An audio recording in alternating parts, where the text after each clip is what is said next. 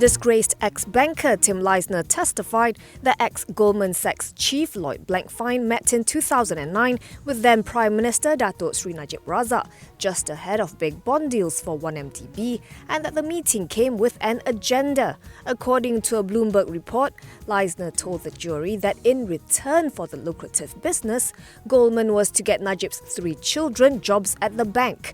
Leissner is the star witness in the graft trial of his former colleague Roger Ng. The former Goldman Southeast Asia chair was describing the lengths he said he, his subordinate Ng and a tight circle of Goldman partners went to in order to siphon billions of dollars from 1MDB. Leissner read to the jurors in the federal court in Brooklyn, New York from an email Ng sent him. Just met PM's 3 children with Joe Low at his apartment. We'll work on getting them to join Goldman. Leissner replied to Ng, "Sounds good, my friend. Get them in." However, he claimed he only helped get Najib's daughter a job at American investment firm TPG Capital. During the hearing, Leissner also reportedly testified that a media CEO with whom he had an affair blackmailed him into buying her a $10 million home in London. Asked by prosecutor Drew Roll about his extramarital affairs, Leissner cited several, including one with Datuk Rohana Rozhan, the former CEO of media company Astro Malaysia Holdings. When asked if he had ever given Rohana any money he received from his 1MDB work, Leissner said he had, and that he bought her the London home in 2013 after she'd threatened to expose his involvement with 1MDB. He said Rohana was very upset that he was ending the relationship to be with his now wife Kimora Lee Simmons, and that her threat had made him very fearful.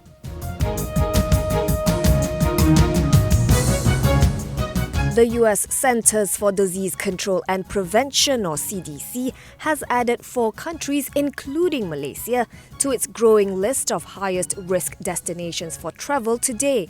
The CDC categorizes international destinations as level 4 COVID-19 very high risk when more than 500 cases per 100,000 residents are registered in the past 28 days. Besides Malaysia, the other 3 destinations added to level 4 today are Bhutan, Brunei and Iran.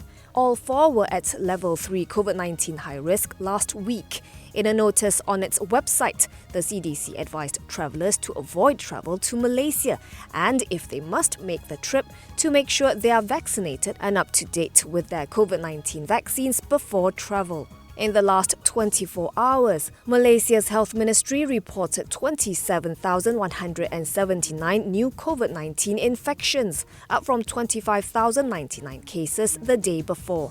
This brings the cumulative cases in Malaysia to 3,273,958. Meanwhile, the latest number of recoveries totaled 19,037, taking the cumulative recovered cases to 2,974,441. There were 43 deaths, bringing the death toll to 32,433.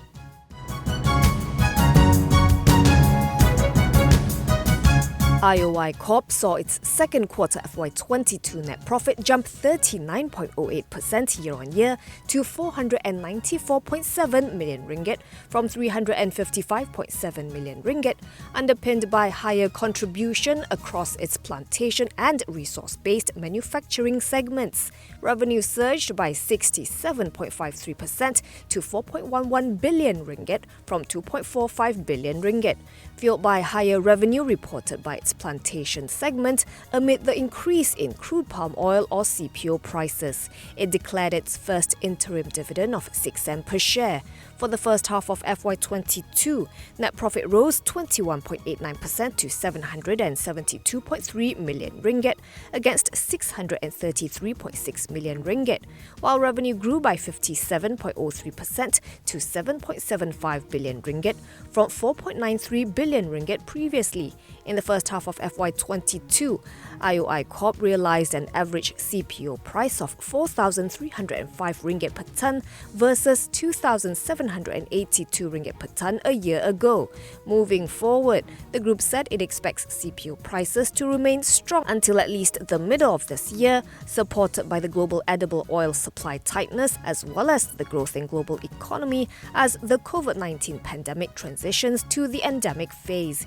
It expects its performance for the rest of FY22 to be good on the back of strong numbers from its plantation segment. Shares in IOI Corp finished 0.45% higher to RM4.42, valuing the company at 27.78 billion ringgit.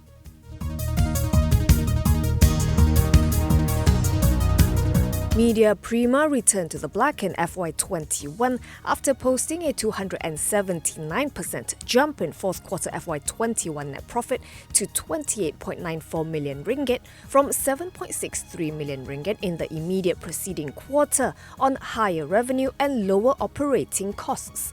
Top line grew 22.77% to 315.9 million ringgit from 257.31 million ringgit, driven by several major advertising campaigns which include Lazada, Shopee, Anugerah Bintang Popular Berita Harian and early Chinese New Year advertising campaigns. It declared a first and final dividend of 1.5 cents per share. On a year-on-year basis, net profit climbed 53.64% from 18.84 million ringgit as revenue rose 5.98% from 289.09 million ringgit. For the full financial year, earnings stood at 55.23 million ringgit against a cumulative net loss of 18.38 million ringgit previously, while revenue rose 7.55% to 1.12 billion ringgit from 1.04 billion ringgit.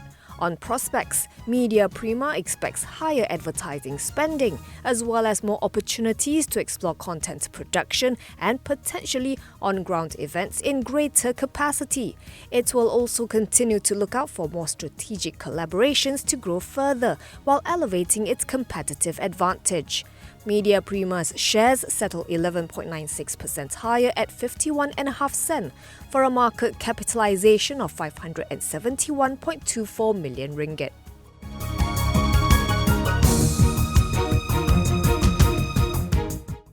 Casino and hotel operator Genting Singapore has awarded 750,000 shares to its executive chairman Tan Sri Lim Kok Teh. Genting Singapore said in a bourse filing today that Lim's direct interest in the company was increased to 15.7 million or 0.13% following the share award. If including deemed interest, Lim's total shareholding in the company now stands at 52.76%. In a separate bourse filing, Genting Singapore announced it had transferred 7.23 million shares to its performance share scheme. The value of the treasury shares transferred was 5.81 million Singapore dollars, about 18.07 million ringgit. Following the transfer, the number of treasury shares in the company comes up to 21.99 million, 0.18% against the total number of issued shares.